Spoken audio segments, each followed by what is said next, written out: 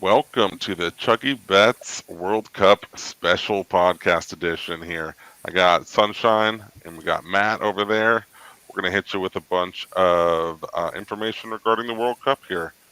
Let's see. Do you guys have any leading off thoughts you want to give after we chug? Sorry, that's my bad. Let's chug a beer. Who's ready to chug some beers and make some bad gambling picks? Welcome to ChuggieBets.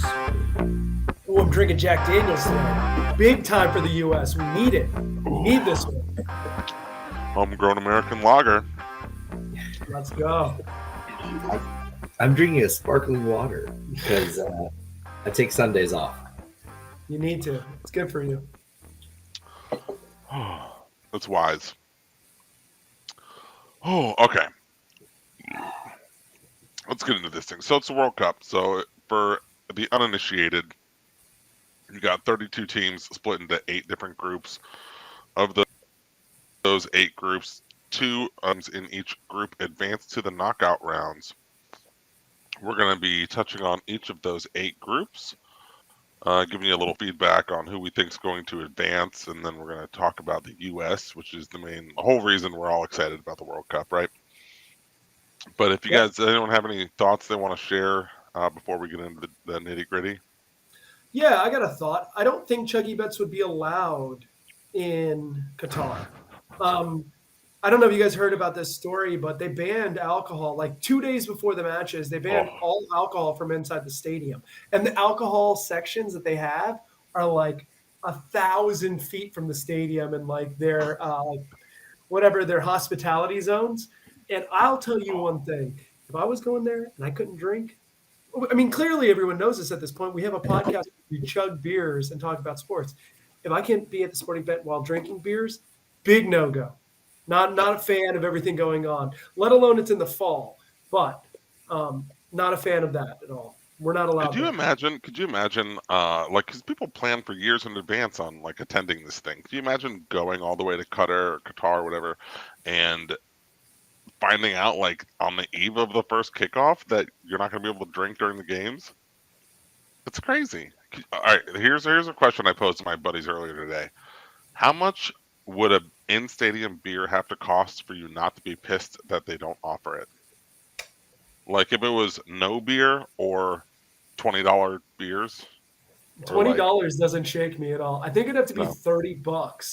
$30. And I'd still get one $30 beer. You know what? I'd probably get 2 $30 beers, but I wouldn't be pleased about it. Because assuming I'm going to drink $60 worth of beer at a sporting event, it's a pretty safe assumption, right? Like, be it $23 beers or $10 $6 beers, you know, like the math always ends up being about the same. Chris, do you have a number? I'm slightly higher than 35 because it's the World Cup. Yeah. Yeah. You're definitely getting one. Yeah. Like definitely getting one. But I really think that the minute it breaks the plane of 40, it doesn't make sense to me. Yeah, you're like, I'm out. Yeah. Well, I'll just find one of those commemorative cups in the trash and pretend it was mine. No. Like I just think that like it would have to be the greatest beer in the world. Yeah. I agree. Can you imagine like what a Bud Light tastes like, having traveled like all the way to Qatar from like wherever the hell they would ship that in from?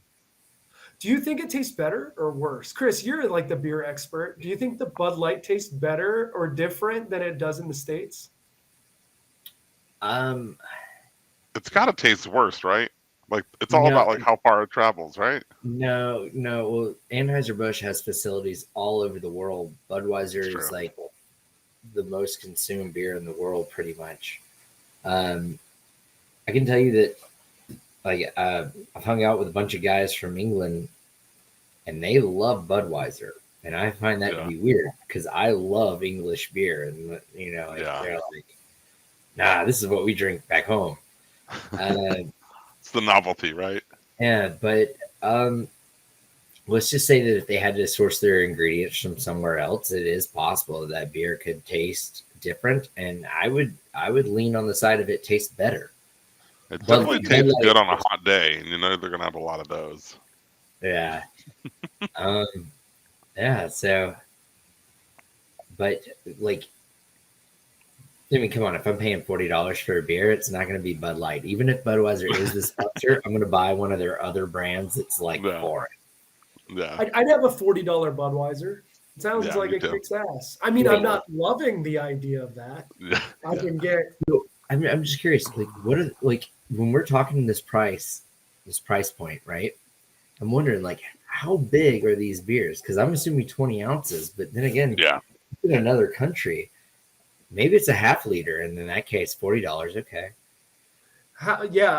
that's a good question. I didn't think about like the size. If they give me Yeah. like an 8-ounce cup, I'm going to be It's got to be a big. big beer. Yeah. You know, $5 an ounce does not pay for beer. somebody's gonna listen to this and they're gonna Google like how many ounces is a half liter, and it's gonna be like 20 ounces, and they're gonna be like, that Yeah. guy's an idiot. No, it's 16.9 ounces. I think. Love it. I think you're good.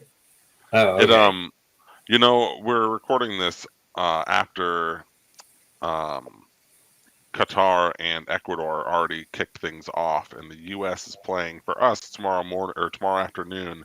So we're hoping to have this up, so at least somebody has the possibility to listen to this thing before the U.S. kicks off. But did any of you guys have thoughts on the match today? It warmed my heart when I could hear the crowd chanting, "We want beer." Oh, that always makes me feel good. It Yeah. doesn't matter what language. And I found myself scratching my head on that first offsides call. Oh my God. I had to call an expert and Phantom be like, offside. "Tell me what just happened." Yeah, that was Also, a like, ridiculous goal. I thought you had to be more offsides than like a shin. I thought like you had to at least have something even with the defender. Is that not right? I think it's any extremity leading. And it's really tight. Like offsides has gotten really bad. I don't know anymore as far as the VAR's impression what offsides is or what it isn't Yeah. anymore.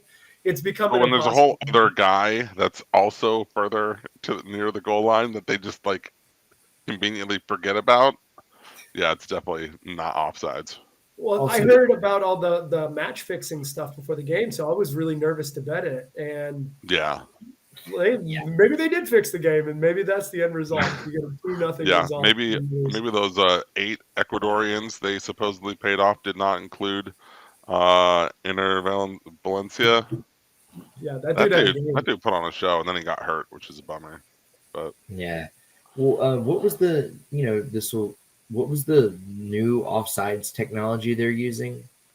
Well, it's VAR, I think, but I Yeah. don't know. Do they have a different one today? I think mean, they just have they some. kept referencing it. They're like, oh, with the new, it's not just the ref's call. Like it has to be probably. I think they have like video replay they can use like Yeah. quickly to like get like an answer in 10 seconds instead of how long it normally takes. Oh, it's absurd. So I thought I'm Ecuador sure- looked. yeah. I thought Ecuador looked really good. I Yeah. knew Caicedo and I knew Estupinian from. They're both at Brighton, and they've both been pretty good all year. I didn't really know a lot of the rest of the squad. Yeah. They looked solid. Ener Valencia looks great. The whole team looks really good. Qatar should have lost by more goals. They had a really good chance at the end of the first half that probably should have been connected, but outside of that, that was really their only good scoring opportunity. Yeah. I'd be curious to see the expected goals, but I bet you it's the expected goals are similar to the actual result. I think you make a good point with talking about how good Ecuador looked, and I think we're going to see a lot of that in a lot of these groups. We're going to realize, oh, hey, I forgot how good South Korea is, or how good this Japan squad is. So we're gonna. I mean, I guess I singled out 2 Asian teams, but there's a lot of teams in a lot of these groups that could surprise. So that said, do we want to go ahead and start hitting up these groups? Yeah, let's go for it. Well, Yeah. one more line of business. Okay. I normally just bet on like the money line when it comes to soccer. Who's going to win? Who's not? Like I know there's a lot of other options out there. One of you guys explain that off to me? Yeah, let me start off with the money line options, and then I'll have Al talk about a little more exotic way to bet them. So there's 2 betting options you're going to see. You're going to see a 2-way money line and a 3-way money line.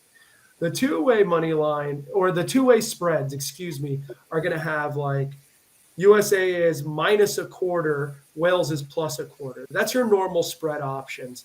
You're going to see quarters a lot of the times also in soccer. And there, it's called the Asian handicap. That means you're making a bet at 0 and a bet at half a goal at the same number. Or you're making, if it's +1.25, you're making a bet at +1 and a bet at +1.5. So I know they're it's splitting your one bet between the two. Yeah, they're splitting that in half. So if you make a $10 bet, you're making two $5 bets on 2 different spread lines. It ends up working out very similar. It's nothing to get frustrated about. The three-way money line is really important. You're going to see 2 teams and a draw. In this stage, it doesn't matter, right? You can bet those, and if it ends up being a draw, it ends up being a team winning, you know what those results are going to be. In the future, when it's a knockout game, you get to minute 90 +4, and the game ends at that point as a draw, even though they're going to play at extra time. The draw wins, and it's really important to remember that. So that's the 2 and 3. And that's some important headlines. You want to go through some of the more exotic bets, Al? Yeah, so an important thing to keep in mind when betting on World Cup soccer, really like a lot of like tournament soccer, especially when there's lots of people betting on it, is you're going to get more draws than you expect. Everyone's always going to say, oh, I like this team versus this team. I think this team's going to win. Well, a lot of times there's not a winner. There's just a tie, right? A draw. So keep in mind that you can bet either draw no bet, meaning you are taking one of those three-way money line bets, but if it ends up in a draw, you get your money back. So it's sort of like a no risk draw bet or money line bet. So either your team wins and you win the bet, your team loses and you lose the bet, or if it's a draw, you just get your money back like a push. Another option is called a double chance, which is basically betting on a team to win or draw. So as long as your team does not lose in that scenario, you win the bet. So, it's juiced heavier for the double chance. And the draw no bet, I think, is sort of a middle ground between a three-way money line and a double chance. But those are good options that you want to consider. Sometimes you see the money line three-way and you're like, ooh, that's a lot of juice. This team is getting 2-1 and I think they're going to win. Might make more sense to take that at like a -120 on a draw no bet. That way you get your money back if they draw. Yeah, and draw no bets are really nice opportunities to not get screwed by that three-way draw, right?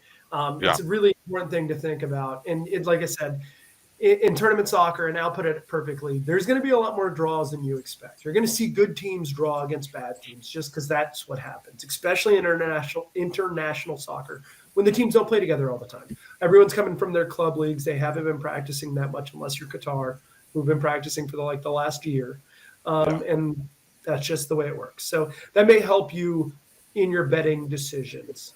I think also another good thing to keep in mind is a lot of these teams that feel like they're going to be outmatched are probably going to be leaning heavy on like a parking the bus strategy, where they're just going to try and prevent the Frances and the Brazils of the tournament from scoring and trying, get this thing down to a draw and hope they eke out a win against some of the other teams that are more beatable than those sort of top teams. So. Good point. Bad teams are going to they're going to park the bus and counterattack like crazy. Yeah. You're going to see the good teams. They're going to have 75% of possession, but the game still may be very close. And you'll be like, how does that happen? Well, there's a deep block. There's 8 back, right? And there's only 2 forwards kind of floating around. If you make a mistake, they're sprinting. Both of those 2 guys are sprinting with the ball at their feet. So that's a very common thing to pick up here. Good questions. You want to send it in Group A? Yeah, let's head into Group A. So Group A consists of what many consider the top team, Netherlands, Senegal, and then the 2 teams we already watched today, Ecuador, who beat Qatar, the hosts. So those are your 4 teams in Group A. I'll go first. I think Netherlands is winning this group. I think most people would pick that. I think the second team to come out of this is either going to be Senegal or Ecuador, and I would think Senegal is who I'm taking to come out as the second team here, even though the incredible Sadio Mane. Chris, you got a thought? Oh, I went Netherlands and Senegal. Okay. Yeah, I'm in the same boat as both of you. I think Netherlands is clearly the best team. Them not making the World Cup 4 years ago was shocking, considering I always assume those orange jerseys are going to be floating around near the quarter. But they're pretty good. I think it is the weakest group for what it's worth, especially without Sadio Mane. Sadio Mane is the most dangerous player in this group if the group is all healthy. The Dutch team has some really good players with Bergwijn and Dumfries and Memphis Depay. But he's also coming off an injury also, and he says he's good, but we'll see what happens. You never know. Yeah. I like Holland to take it, and I think I like Ecuador. The reason being, without Mane, look, Senegal's got great players. As a Chelsea fan, I love Mendy. I love Koulibaly. They have a ton of talent. They play in the top leagues. But I think Ecuador can mess around. They've slowly become a little South American giant that people often overlook. So I'm playing the results here. 2 goals up against the host is a good play. But I would probably put Ecuador as the other qualifier of this group. Yeah, I think that's fair. I think if you think about what we just picked, I think 2-1. People probably think Senegal is advancing over Ecuador, so I think it makes sense to have someone picking Ecuador there. So that's good. Let's go to Group C next. We'll talk about Group B at the end. I like it. US. Yeah. Okay. Matt, do you want to kick things off? Group C is Argentina, Poland, Mexico, Saudi Arabia. Yeah, this is a really interesting group, right? Let's just put Argentina through, right? Argentina is going to be the best of quality. Everyone's going to be playing for Messi. Between Laureano Martinez and Angel Di Maria, they've got a great attack. They have Rodrigo De Paul, Alexis McAllister. Their midfield's really good. I don't know much about their defense, to be honest, but those players are enough to beat these teams. Poland and Mexico are really the interesting combination. Poland has Lewandowski, roughly the best striker in the world. He is awesome with the ball at his feet. He has. I would say solid top 3, right? Top 5 for sure. Top 3 maybe. He's just good at striking, right? He's good at the penalty area. He doesn't do a lot of build-up play, but every time a ball is crossed into the box, somehow he's there. I don't know how. And they have the 2 other guys. I'm going to butcher their last names because they're Polish. So look them up. They're awesome. But this Mexican team is really good, and they're pretty experienced between Lozano and Raúl Jiménez. They have a lot of talent there also. If I gun to my head, Argentina's through, and I'd probably put Mexico into the next round also. Ooh. What do you think, Chris? I got Argentina, Poland. I have seen many a team have one of the best players in the world carry them on the back, like definitely out of group stage, sometimes to the semifinals. Yeah, so this is where I'm gonna maybe ruffle some feathers here, but I think people are too high on Argentina here. I mean, obviously they're getting out of their group stage, right? I really want to find a way to see if I can be so bold as to say maybe they don't, but honestly, Mexico has not impressed in the World Cup qualifying. They've looked out of sorts. So I don't know if they've magically been able to flip a switch here now that they're in the tournaments here. But I don't think they're gonna.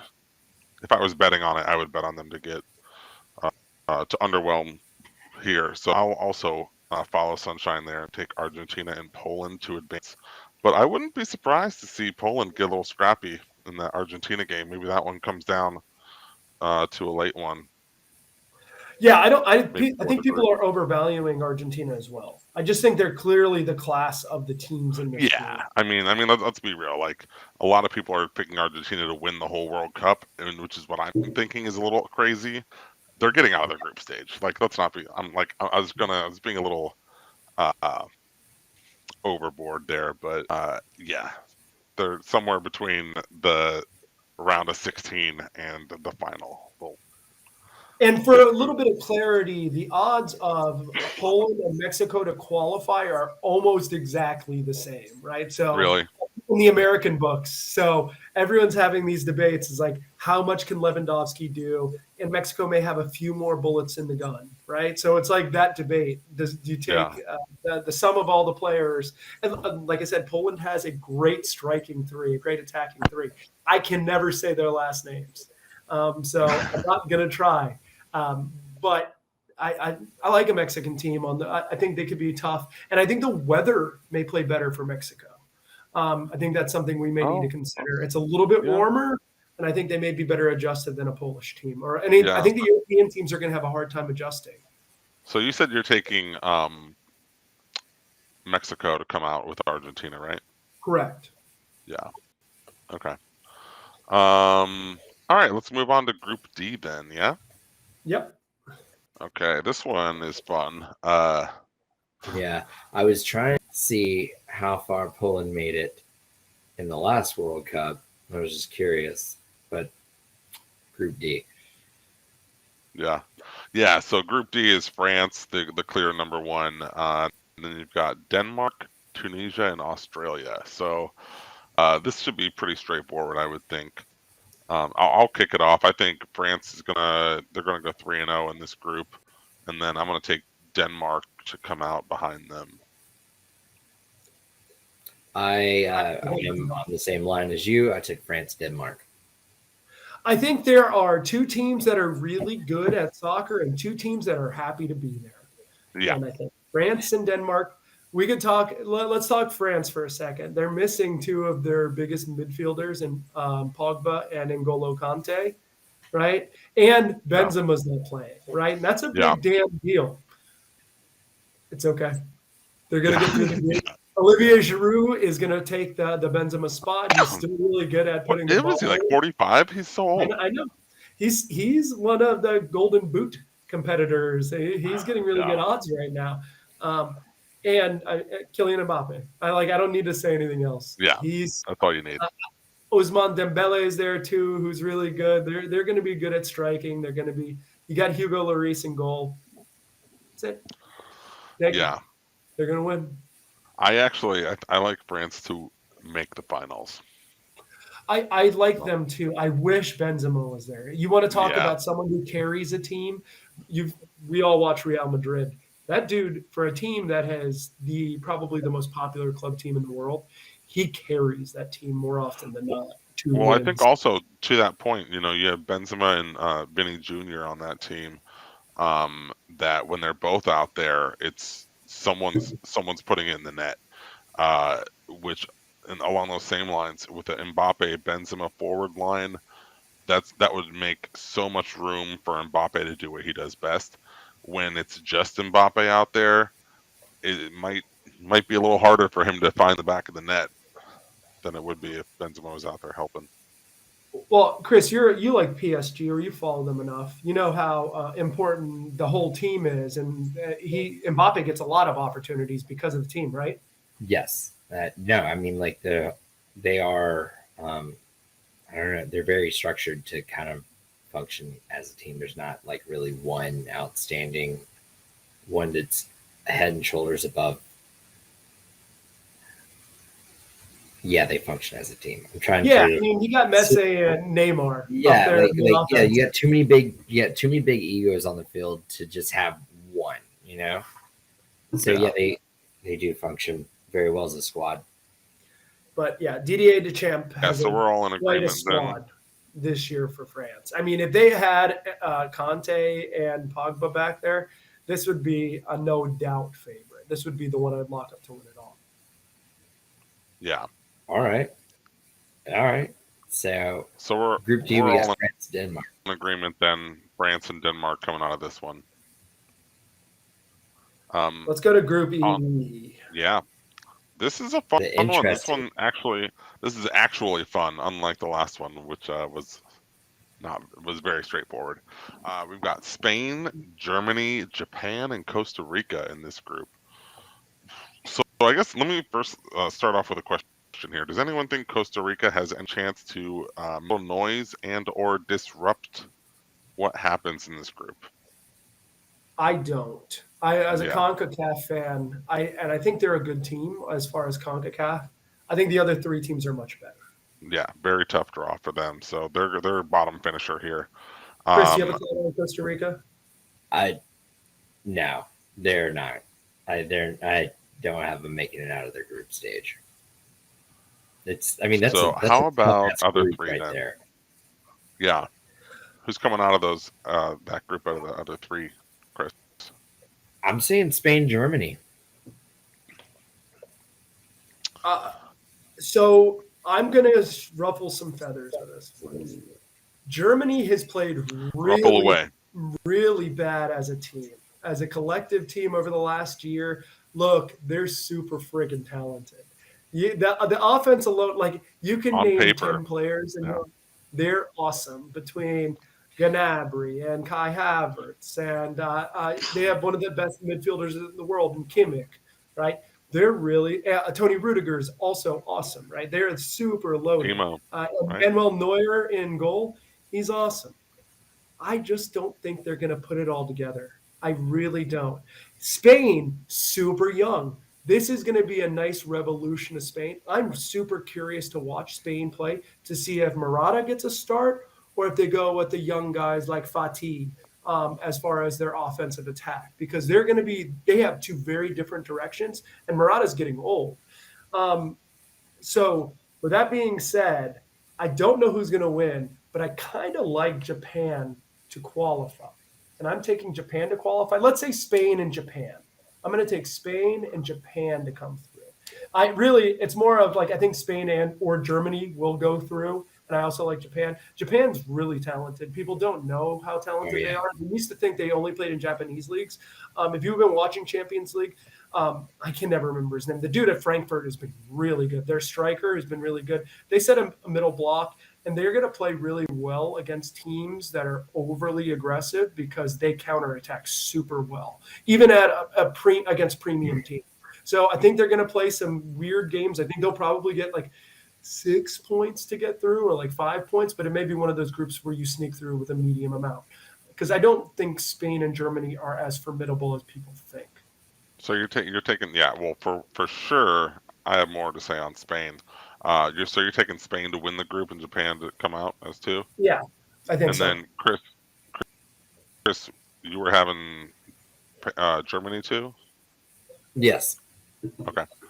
I think for as much as Germany has underwhelmed, I think the Spain team has not looked very good in like global competition or major competition, Euros and all of that. So I think there's a very good likelihood that one of Germany and Spain just shit the bed, just don't show up for the World Cup. I think what you said about how Japan's style and how they play and how they take advantage of over-aggressive teams would lead me to say that Spain is better suited to come out of this one than Germany. But I don't know if I like Spain to win the group. So I will one-up you, Japan to win the group and Spain to advance. That is bold. I mean, That it's is bold. quite possible. It's bold. So Let's do it here. So you're going to get plus 300 on Japan just to advance. If Japan wins, you get plus 1,200. As a point of clarity, so to advance, I'm counting the money already. To win, let's do it. To win Group E, Spain is minus 105, Germany's plus 110, Japan's plus 1,200, and Costa Rica's plus 6,000. So, look, the world, Spain and Germany are better. Even though it's not going to happen. Spain and Germany are better than Japan. But styles make fights, and in a 3-game match, in a 3-game round robin, I think it's a good value to try to take a flyer on Japan. I just as we're sitting here talking, I'm not changing my stance on that, but I could see it. I could see it be Germany and Japan coming out of that group. I can too. Spain doesn't make it. It's just like one of those things that like upsets happen, man. It's Yeah. one of those groups with the biggest question marks. This is one of the groups I'm more excited to watch. This one and the next one. It'll Yeah. probably very easily be Germany and Spain now, just to make me look silly. But yeah, well, it'll be fun to watch for sure. I think Japan will be scrappy. That brings us to group. Let's hit this one real quick. Belgium, Croatia, Canada, Morocco. I think this is pound for pound. Outside of Group B, this is the most talented group of all 4 teams. I don't think there's a bad team in the bunch. Belgium has been that golden boy status, but them golden boys are getting old. Wetzel's getting old. Hazard's getting old. De Bruyne is still on top of his game, but even Lukaku's getting a little bit old. Thibaut Courtois, still the keeper at Madrid, still good, but he's getting old. Their one hope, Leandro Trossard, who plays at Brighton. I feel like all I do is reference Brighton, but he's looked really good this year as far as like a young player for the squad. I don't know if I don't think I'm buying Belgium this year. Let me take a step back. The 2 teams I like to qualify here are, I think there's a good chance Belgium gets through, but I don't love it. And I like Morocco to get through. They have probably the 2 best combination of fullbacks in the world between Hakimi and Mazraoui. Hakimi is a staple at PSG. Everyone in England tried to get him last year. He was a free agent. I think a player that gets bastardized in England, like Hakim Ziyech, is made for the World Cup. He has a magic left foot when he has a little bit of space, and he plays much better in international competition than he does when he's at home. And I always mess up his name. Nasri is a great striker. I think he's going to be good. I think Morocco can be really good. And let's not forget about Canada. Look, Croatia's really good too. I could talk about Canada too. They have the best Canadian player ever currently playing in Alphonso Davies. He is friggin' incredible. Jonathan David, friggin' incredible. I don't think they'll make it through. I think they're 4 years away from being really great. But Croatia was the runner-up 4 years ago. It's really good. I'm going Belgium. Sorry, I got carried away. Belgium, Morocco. No, I'm just saying you're crazy. You got too crazy here. I thought when you said you were going to get crazy, you were going to talk about Canada advancing as the second team. You're going Morocco, going hard. I love it. That's what I want to see here. I love that. I love it. That's bold, and I love it. For me, I'm going Belgium in the group and Croatia to come out second. I just think, was it Luka Modric? And those Croatians, man, they are a fiery bunch. They got a lot of good guys. And forward and midfield, I don't know their names offhand, but I like them. They got good dudes. Mateo Kovacic is really good too. Yeah. Chris, what do you think? So you gonna take Canada? I struggled with this group a little bit. I will say that somehow, Al, you and I are cut from the same cloth. I'm following you on that. I have Belgium take the group, Croatia, but where I was struggling was, is it Croatia or Canada that's going to come out of the group? And as I was doing my research, I was just shocked. I'm like, Croatia's got a lot of players out in the world, and I was just like, no, they're gonna take it. But Canada's a really good squad. I don't think people should sleep on them. And but I did consider Group F and Group E and F to be like the hardest groups to get out of. Yeah, so. They're wildly entertaining. Let me give you a little context for all the bettors at home. In order to advance from Group F, Belgium is the favorite at -550. Croatia is the second favorite at -200. Morocco is third at +175. And Canada is fourth at +275. We talked about some teams that are happy to be there. None of those teams are happy to be there. Yeah. All of them want to make it to the knockouts. They got their sights set for sure. Yeah. It's a really entertaining group. That's going to be good television. So maybe it's on me. I thought Morocco was a spicier pick than Canada, but it turns out Vegas disagrees. So, okay. No, Canada's really good. It's going to be a great. Any team can make it out of there. Yeah, I really think Canada's going to make some noise there. I just saw the best value as far as a Moroccan team who has stars, and they have the best two fullbacks that play for the same country. Like they have a great fullback combination. It's not going to be easy to score against. And look, heck, I'm a Chelsea fan. I'm going to put that on the front foot here. Hakim Ziyech gets blasted, but he's got a magic left foot, and you give him a little space, like you do get not in the Premier League, but you get in international play. He can make some trouble, especially from free kicks and spot kicks.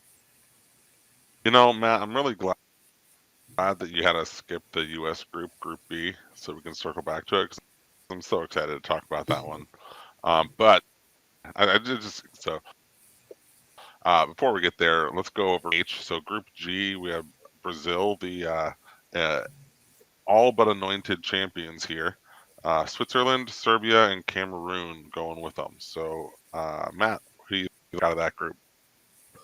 Oh, so I'm going to say Brazil as far as the winner. I don't think there's anything too spicy there. Brazil has the most talented team. They expect the most. They have incredible depth. If you read through the roster, having Gabriel Jesus not start it's a crazy world to live in, right? You got Casemiro still going to be the center anchor for the midfield. They're great. They're really good. They're starting 11. Like any one position is better than any other team's like top guy at that position. It's nuts. It's some of their backups, like on some of these teams, you can put all the backups in Brazil in, and they're still like better than some really good teams out here. That lineup is insane. Like there are very few teams that have like a full starting 11 without a weak spot on it. And Brazil's got the best of the best. Yeah, they like I saw that lineup. I was like, they're coming to win it all. So Brazil to advance. I'm trying to figure out Switzerland or Serbia. I'm probably going to lean Serbia, but Switzerland is they're like I was talking about Ecuador earlier. They're a team that people always forget about. They're always sticking around. They're Denmark, right? You never remember them. They're like, oh, they're in the knockout stage again. Oh, that's interesting. I always forget about Switzerland. I think Serbia has the better players. I like Vlahovic a lot, so I'm going to ride his back to victory. Yeah, I like Brazil and Switzerland. And, you know, it's funny when I look at these three other teams after Brazil, each time I leave one out, I'm going, oh, but that team could come in there and they could be filling that spot. You know, you're like, oh, it's between Switzerland and Serbia. And it's like, well, Cameroon is also pretty decent. You know, it's not bad between Switzerland and Cameroon. Well, Serbians are pretty good too. So I just said, screw it. Let's go with Switzerland. Sunshine, what you think? Brazil, Switzerland. Yeah. And as a heads up, Switzerland and Serbia are basically a coin flip to advance. So there's pick your poison. Man, Sunshine and I are heads, and Matt over here is tails. It's like every time we're aligned here, and Matt's taking the other side of the coin. I love it. You're gonna love this next group, then. You're gonna love it. All right, last group, Group H. We've got Uruguay, Portugal, South Korea, and Ghana. I'll kick things off here. I like Uruguay, Portugal to advance. I think South Korea and Ghana little squads, but even a Portugal team that I think is overrated is too good to not. It's Chris. I have Portugal actually winning the group and Uruguay second. I just think that there's it's a feeling. Yeah, Ronaldo's going to get his act together for the World Cup. That's exactly my feeling. Yeah. I've seen that guy carry this team on his back. So. Oh, I mean, he's the greatest I've ever gotten to watch. Well, he's the greatest of the last 20 years. So I get it. All right, let's walk through an exercise here. If I said you could have Luis Suarez, Darwin Nunez, Edison Cavani, Federico Valverde, who's often a starter for Real Madrid, Rodrigo Bentancur from Tottenham, and those players can play on your team, you'd be like, hey, that's a pretty good Premier League team. No, that's just Uruguay, baby. Yeah. I like Uruguay to win, and I like Portugal to come as a runner-up. This is going to be a spicier one. You can get plus 190 on it. Portugal's really good. I hope Cristiano Ronaldo shows up. I don't think it's a fitness issue, what's going on with Man United. He just obviously doesn't fit with Ten Hag there and the system they're trying to run, but it's puzzling. And I hate betting against Ronaldo because it can get you 3 goals next week. But just like on a flip of a switch. But I like the way Uruguay's been playing. And they're a powerhouse. But Uruguay is not to be taken lightly. No, yeah. Yeah. I mean, like Uruguay, they could win the whole thing, right? They do have a really great squad, but for the reason you were talking about, like, oh, is it a fitness issue with Ronaldo? I think that he comes out and he's going to play extra hard, like just to prove people, like, hey, no, I'm here. Yeah, it's a want-to issue, and he's auditioning for his next job. Yeah, well, he's probably auditioning for, in his mind, winning the World Cup and retiring. But like that would be a good way to go out. That would be the way to go out, and it's his time, man. He and Messi both fairy tale endings that I think the thing about fairy tales though, they're not real. Yeah, they're not real. It ain't happening. Matt, did you say Uruguay to win the group and Portugal to advance is plus 190? No, I didn't see the combination. I'm saying Uruguay to win the group is plus 190. I can look that up in a second as far as what the combination looks like. But I think it's look, Portugal's going to be the favorite, but you can't assume the top 8 teams in each group are going to win the group, right? One of them likely will get knocked out. Like we got to pick our spots here. Like Belgium's a good one to look at. Spain and Germany, there's some trouble there. I think Portugal is super talented, right? Even if João Felix doesn't play, they're super talented. They got talent across the field. But I think Uruguay is unbelievably talented, and I think they're a problem for anyone. I'm glad the United States ducked Uruguay because I don't want anything. Honestly, I think people are backing the wrong South American baby blue and white squad in the World Cup, to be honest. I mean, maybe not that far, but I do think Uruguay is they can hold a candle to Argentina. I'll say that. And I guess just to recap here, we've got Chris basically going chalk the whole way, taking basically the 2 teams with the best odds. I'm hand in hand with him pretty much everywhere, with the exception of Group E, where I'm taking Japan to win the group. For some reason, I don't know. I got carried away. Matt sold me on it, and then we flipped on Group H. Matt is taking Morocco to come out of Group F. That's a fun one. Japan also in Group E, and Mexico to come out of Group C. So and Ecuador to come out of Group A. So Matt's on the other side of the coin for pretty much all of the close calls. So that kind of sums up. I want to on record. I don't feel great about the Ecuador one. I'm playing. Hey, they already have 3 points. I know that they have the game in hand. I love that Senegal team, and it's a shame Sadio Mane's not playing. That little dude is terrifying when he gets it going. All right, so that brings us to Group B, the last group. That's the U.S.'s group. The 4-headed monster, if you will. I think I heard someone say this is the only group that contains 4 top 20 teams. Correct. That's tough. It's England, U.S., Wales, and Iran. So how do we want to handle this group? Do we want to go ahead and make our picks and then talk about the U.S.'s games, or do we want to talk about the U.S.'s schedule, where they fit in, and talk about who advances after? Let's make the picks first. Okay. Chris, you want to start us off? I will. I have England winning the group. I have U.S. advancing. I am in the same boat, and there's a little more homerism. The Wales team is scary. It is. They can be really scary. They have the better offensive player between the 2 countries. I know he's a little bit long in the tooth, and who knows how excited he is to play, but I think he's going to be really amped up. I think you're going to see the Bale that's been floating around MLS. I think you're going to see the Bale that played in that final MLS game, who has magic in his foot when he hits it right. I think it's scary, but I believe that we can win. There you go. Al, what you got? I'm just going to go with you guys on this as well. Go with England to win and U.S. to advance. But I do want to start the conversation off here.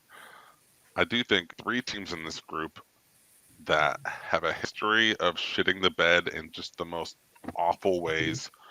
3 teams that have high expectations.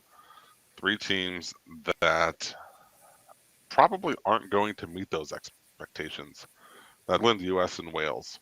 So I could see any one of those 3 teams just falling off, including England. I could see this being U.S. Wales advance. Iran is a good team that is going to probably be a thorn in the U.S.'s side, if not Wales's as well. So I don't know. I don't know what to make of it. I do think I smell a U.S.-Wales draw, which really complicates things tomorrow. So that would be probably my one bet I'm gonna make tomorrow is a 1-1 draw, U.S. and Wales. But yeah, I don't know. I really hope the U.S. advances, but I'm not sure if they will. I'm not sure if any of these teams will advance. It's got to be the hardest group for me to pick. It might be home country bias here, but that's my thought. So I hope that it's not a draw with Wales, but I do foresee us coming Friday that I think the U.S. might play for a draw with England. Like if we win with Wales, I could see them being super defensive, not attacking very often, just trying to get a draw. I mean, England has a lot of good strikers. So this first match is probably our most important one, right? It's probably that's our what biggest I think. Mm-hmm. I think this is a win and go on match. If Wales wins, they advance. If U.S. wins, we advance. I really think it's important. And looking statistically, I think the U.S. is going to win tomorrow. Wales is going to set. They love to run a deep block, so they're going to have 8 people back. It's going to be very challenging to get shots on goal. Shots on goal are going to be a premium tomorrow. They're going to have 8 guys sitting back, and they've got a really solid defense. This team has been really well unified. That being said, they've kind of sucked over the last year or 2 playing as a team.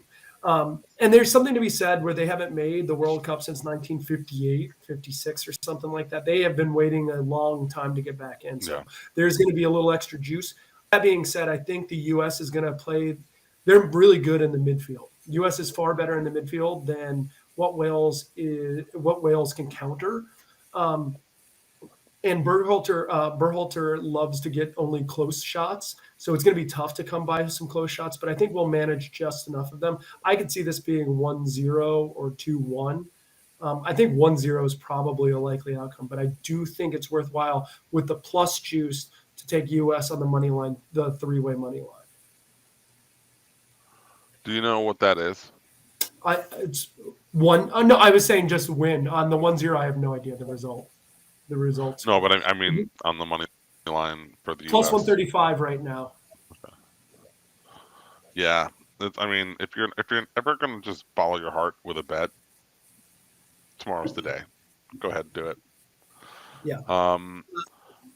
With that being said, yeah. I don't know. Let's go talk about England for a second.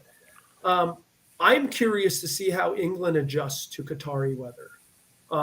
I know that I was hearing about their camp that they were struggling with 84, 85 degree weather and having to run around, right? It's a big adjustment. They're playing a 4 o'clock game tomorrow. Those clammy bastards. I think it may be worthwhile. The odds aren't great on it. I would be looking at Iran plus 1.5 goals at minus 140. I think it's probably some good juice there. I think they're going to be shocked by how good this Iran team is. Not saying England overlooks anyone, but I think they can kind of big dick and say, hey, I'm England. I don't give a shit about Iran.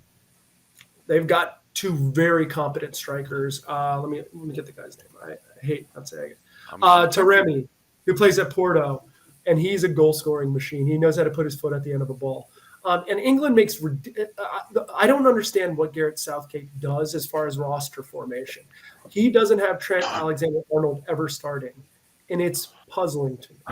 And he always has Shaw and Maguire starting, which is puzzling to me.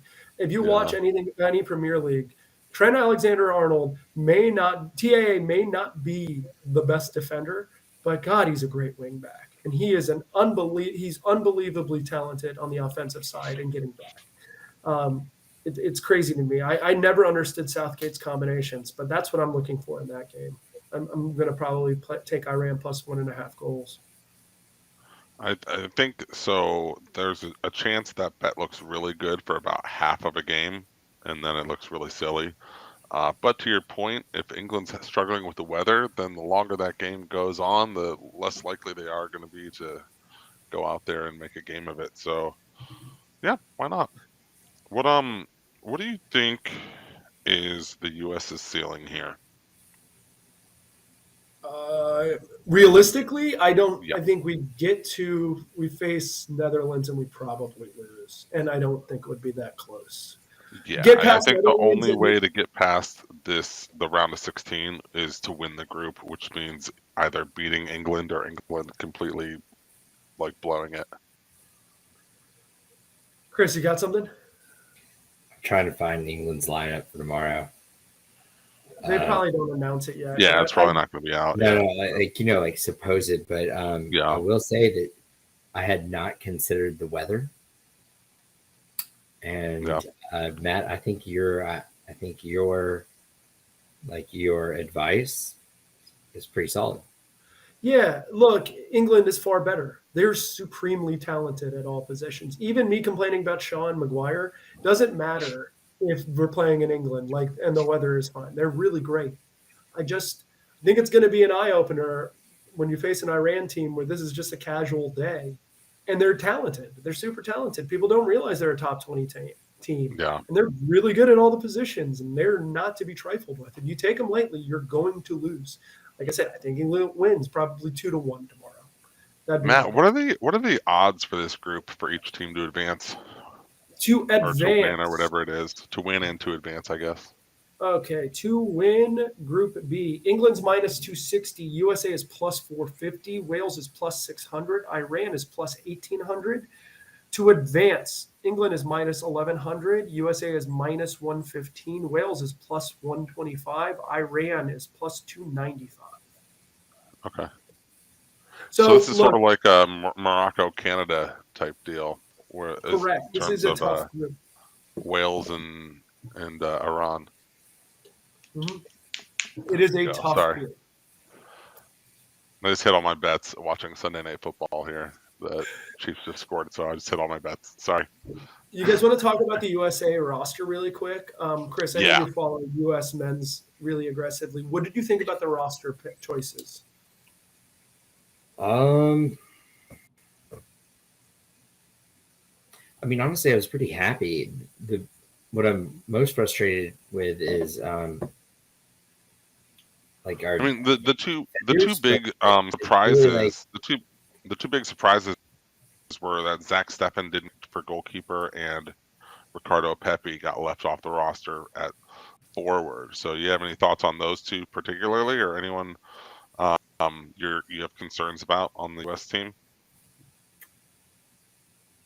I'm mainly concerned with our defense. Yeah, really, for sure. Yeah, I agree. No, I mean it's based on injury. Like really, I think that we will miss Miles Robinson's like aggressiveness, and he.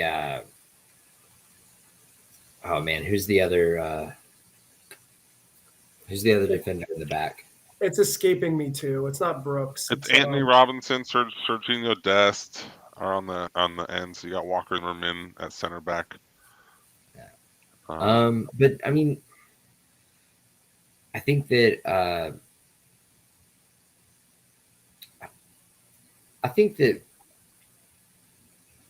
honestly, I kind of hope that we'd be a stronger team by now, but I think we'll be fine.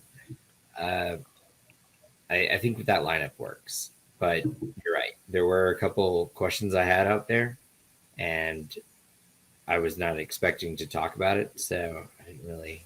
Yeah, Sorry. Yeah. Sorry, that's okay. Just let me So- pull this. I can Yeah, you're ramble good. for a second. Yeah, I think Miles Robinson. I'm making my thoughts, Matt, because I feel like I'm gonna have a cursory overview, and then you can probably provide more insight. But me, Chris brought up the defense, and I really think the center of the defense is where we're weak. Like Walker Zimmerman has played really well, but how good is he, and how good is he going to be against premier talent on the world stage? You think of who's going to be playing alongside him in the middle. You think of we've got these defensive wingbacks and Anthony Robinson and Serginho Dest, who can really get the offense involved or really kickstart the offense. And they shift forward, but where are they going to be when we turn the ball over and we're getting pressed and they need to get back? And they're, not good defenders, sure, but they're more attacking offensive defenders, right? And so it's kind of tough to. I feel like there's going to be a lot of pressure on the center backs to hold, and maybe like Tyler Adams to drop back and really hold things down in the middle of the field. And I don't know if it's enough talent to have that much responsibility on them. I think potential for offense is enormous. I think the U.S. has the potential to go out there and score 9 goals in the group stage. But will they meet that potential? It's pretty unlikely. Yeah, I'm curious. So we think we all agree that the strength is the midfield, right? We have a lot of talent there between McKinney and Adams, and I love Yunus Musa. I think he gets slept on. I think he's super talented. And Aronson. Aronson's been great, right? He's been great at Leeds. He's been great at international competition. He was really good at Salzburg before that. I am really concerned about the other center back, Walker Zimmerman. Look, for what you said is right about his limited exposure, but he's been good in CONCACAF competition. And I mean, that's all. You play the games. You play the games you get. But having Tim Ream back there scares the shit out of me. I think it'll probably be CCV back there with him. Because he has the most promise, but this is going to be thrown into the damn deep end. I like Yedlin back there too, but I don't know. And the Pepi, I am scared about how we're going to score goals. Pulisic has not shown the greatest form in international competition. Gio Reyna has not been the healthiest. I'm going to be curious to see the formation we go out there with, because I imagine it's going to be.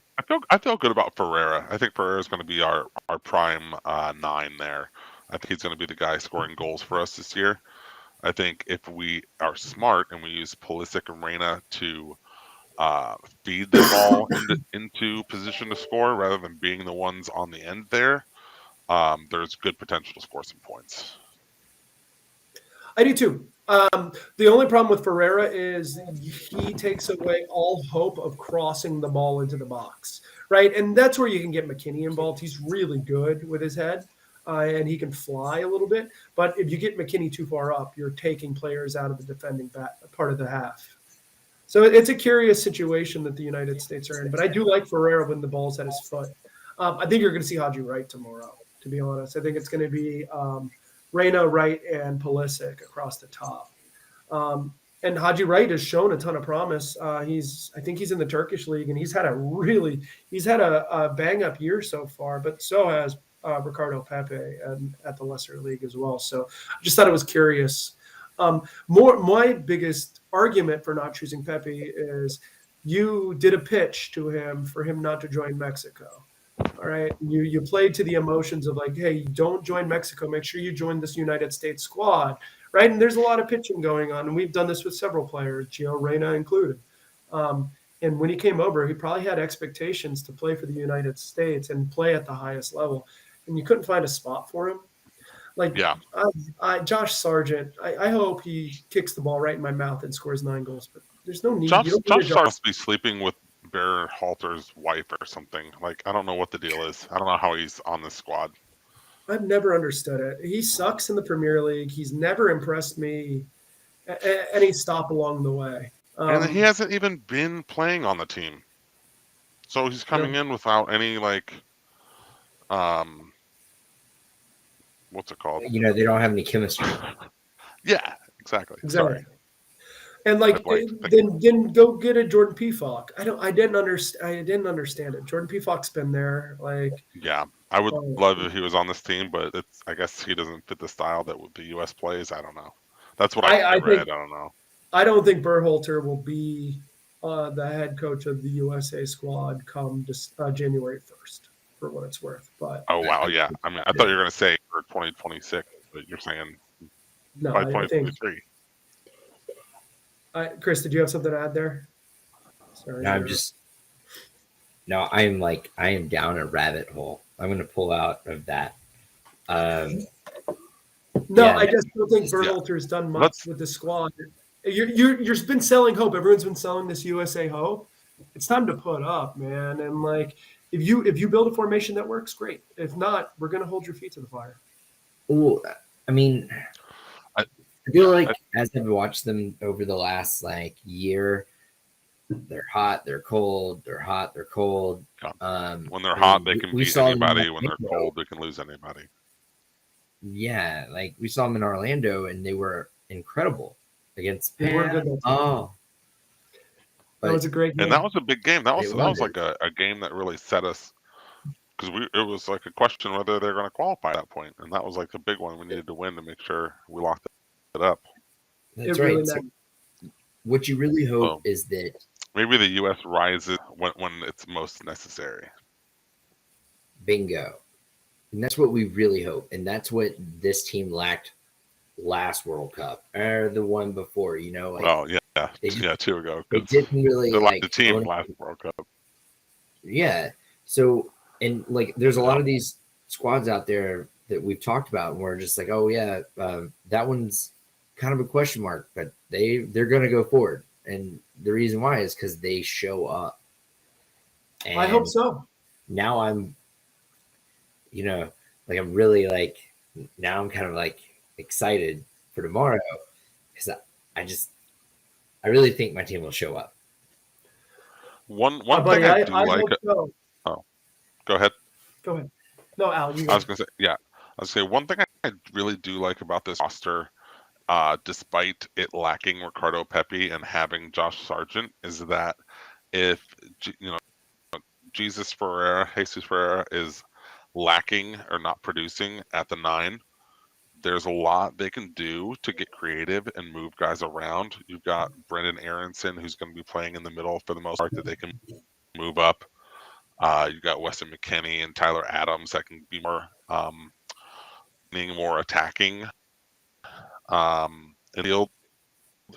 You've got Pulisic, who can pull up there. You've got Reyna and Tim Weah move up and produce and fill in the event that Ferreira's not the guy. I think if it comes down to relying on Josh Sargent to score goals, we're not getting. But I think he's the one who's on the roster. But I don't feel bad about it. Don't think we need to rely on it. Yeah, I agree. I don't think he's going to be playing much. I hope if he plays a lot and he scores, then I will eat crow. I will actually go buy a crow and I'd be happy to. I'd be happy to eat that crow. But I don't want to rely on him. I think you're going to see Haji right tomorrow. And to your point, I wouldn't mind if it was just Reyna and Pulisic playing up top. And then you have Aronson a little bit behind them on a pivot because he's so good at producing the ball and he's so fast in the middle. I think that would be an interesting play behind it. And he can also shoot the ball, right? So the U.S. tends to bait opponents into playing forward and then getting the ball behind them so that they have numbers as like a counterattack, right? That's basically U.S.'s style. Bring their wing backs up to help spark some offense.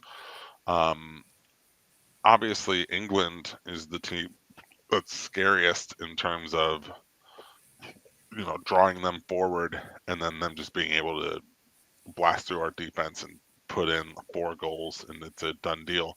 But honestly, if you look at like the talent on Wales and Iran, I don't know that I feel bad about those matchups given the US's style of play and how we do that. Like I think there's a much better chance the US controls those games or is like in those games long term.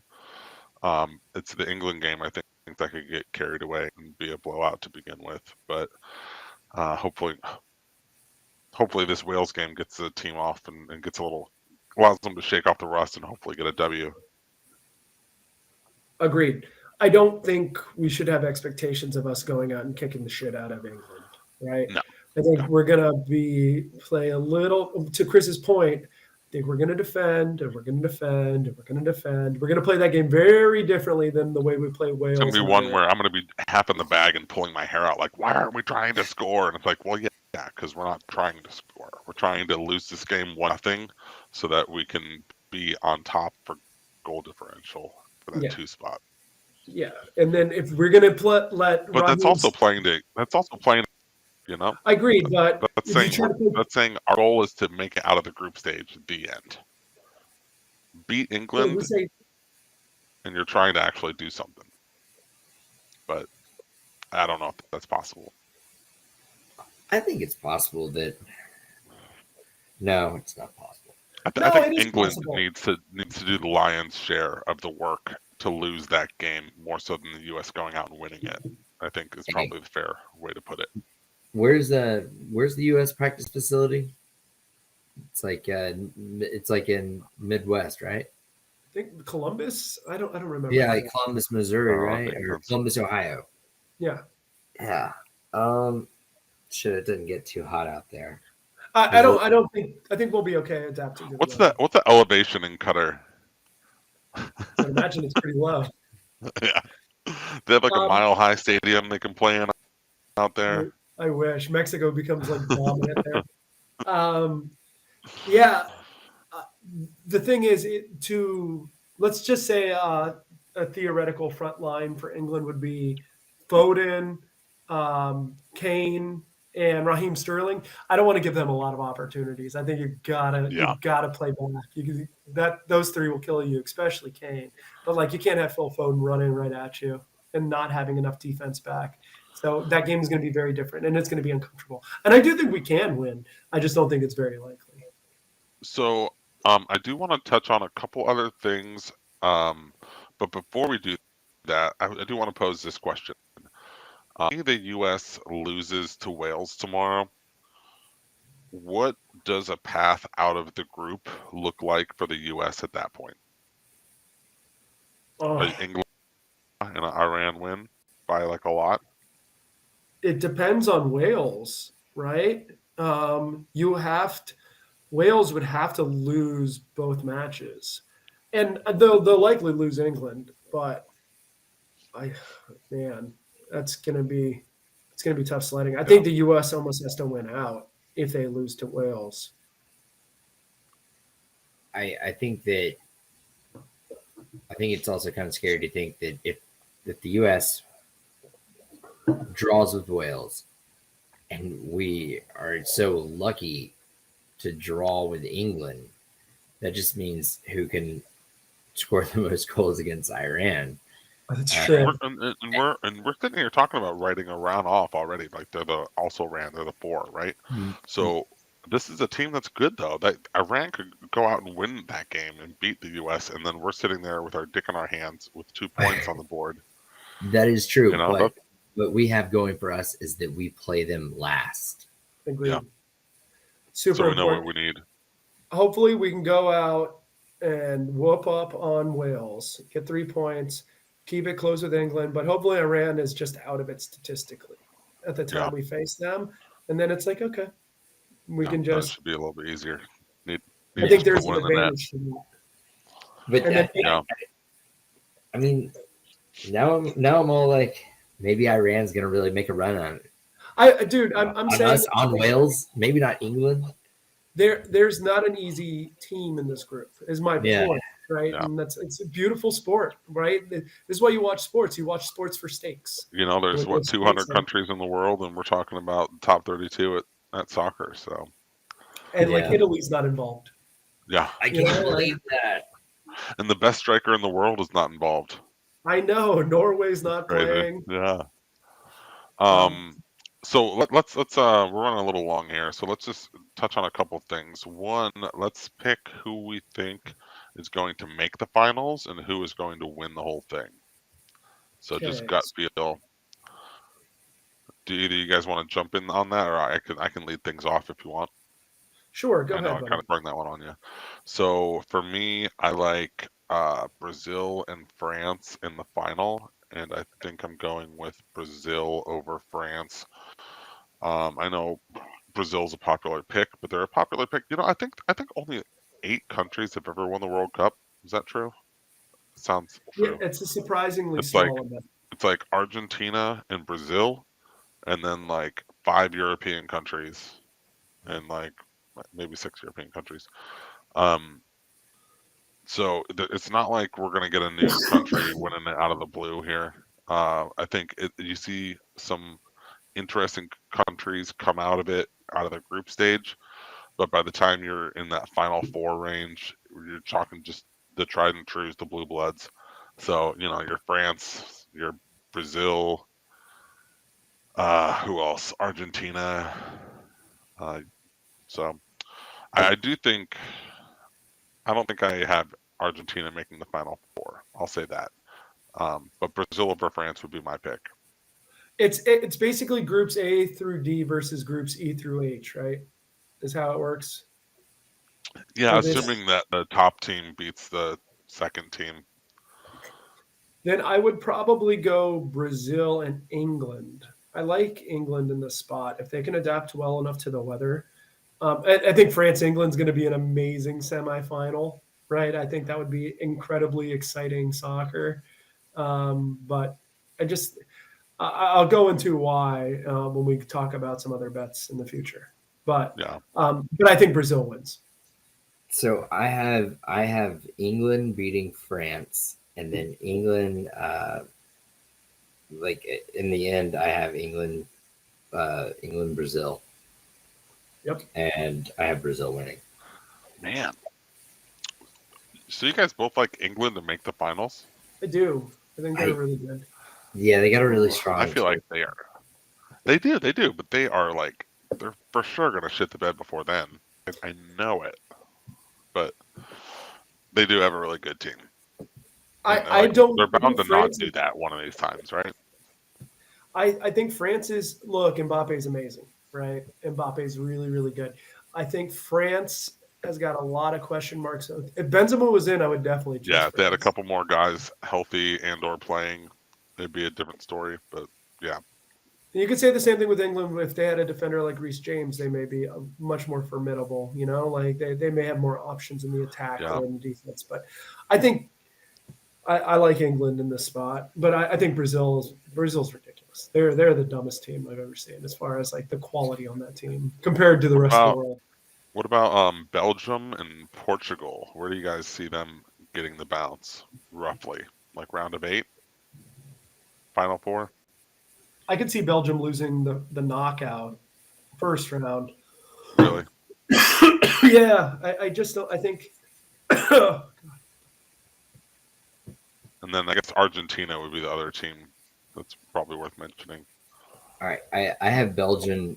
I have Belgium not making it past the round of 16. And who was the other one? Portugal, I mentioned, and then Argentina, if you have thoughts. I have Portugal getting knocked out in the quarterfinals. I don't know why. Yeah. So that's if right. I did this, I said, but if I did this in my head right, if I choose Uruguay to win, that means Portugal has to face Brazil. I don't think Portugal beats Brazil in the knockouts. Then Belgium wins, and they face the second in the group below them. Japan. Oh, okay. Well, they'll get to that. They'll get past that. Yeah. That's where the Japanese, the tsunami ends. Yeah. It's exciting. What do we got else? Anything else? I guess you want to talk about any Golden Boot winner, Golden Gloves, all that. Do you have any thoughts So for that, let's or do you have we any? could just follow up with the odds to win the World Cup. Brazil's the favorite right now, plus 325. Argentina's the second favorite for plus 500. I don't understand why everyone's betting Argentina. I think we've talked about Yeah, this. He had a I good feel like bet. that's a wasted bet. France is the third favorite at plus 800. England's the fourth favorite at plus 900. Spain's the fifth favorite at plus 900. Germany sixth at 1200. Then Netherlands, Portugal, Belgium, Denmark, and then Uruguay. And that rounds out the top like 11. But those are the most reasonable odds. And I mean, realistically, it's those top five, right? Realistically, it's going to be Brazil, Argentina, or Spain. Likely, yeah. I mean, I never like to rule out Germany because Germany can just be Germany if they want to.